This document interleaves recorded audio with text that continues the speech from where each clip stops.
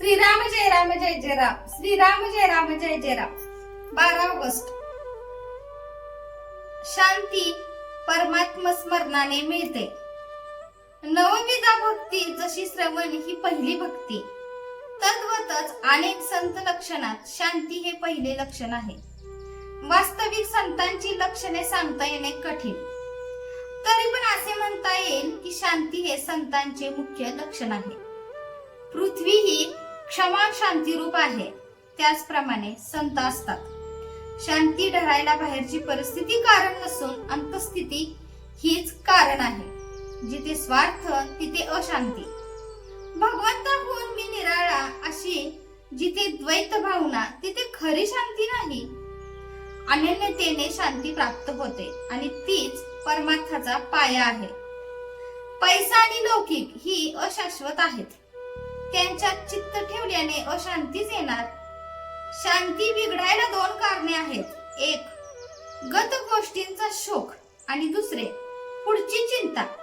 आपल्या बाबतीत घडणारे मागले आणि पुढले हे दोन्ही ईश्वराधीन आहेत अशी दृढ समजूत झाली तर शांती बिघडणार नाही. आणखी महत्वाची गोष्ट म्हणजे सदाचरण.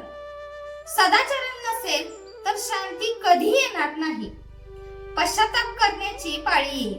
म्हणून प्रत्येक कर्म भगवंताच्या साक्षीने करावे.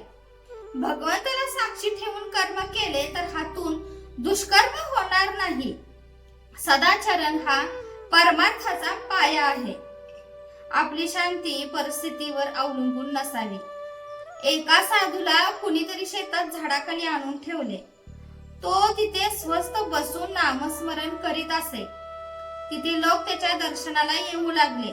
लोकांची ये-जा वाढल्यामुळे त्या शेताच्या मालकाला त्रास वाटू लागला. म्हणून त्याने त्या साधूला उचलून दुसरीकडे ठेवले. साधूची शांती पूर्वीच्या स्थळी होती तशीच दुसऱ्या ठिकाणीही कायम होती. शेतमालकाला आश्चर्य वाटले. ज्याचे मन शांत आणि चिंतारहित असते त्याला कुठेही ठेवा, तो शांतच राहणार. म्हणून भगवंतावर विश्वास ठेवून स्वस्थ बसावे. त्याच्यावर भार घालून प्रपंच करावा. करते पण आपल्याकडे घेऊ नये. अकर्तृत्व भाव ठेवावा.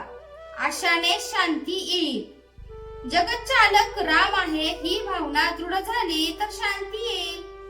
एकनाथांची शांती अगाध होती. नाथांसारखी शांती यायला परमभाग्य पाहिजे. राजे रजवाडे आले आणि गेले, पण ज्ञानेश्वरांचे नाव टिकले, कारण ते शांतीची मूर्ती होते. ही शांती काय केली असताना मिळेल?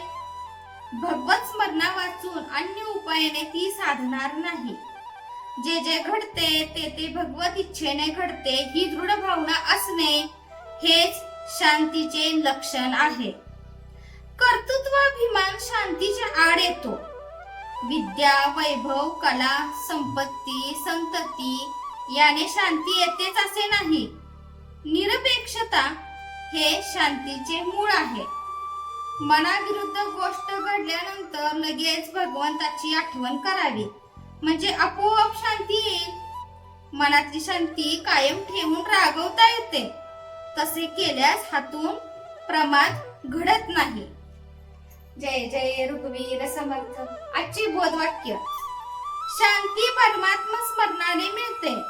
ते स्मरण अखंड ठेवावे आणि खुशाल प्रपंच करावा.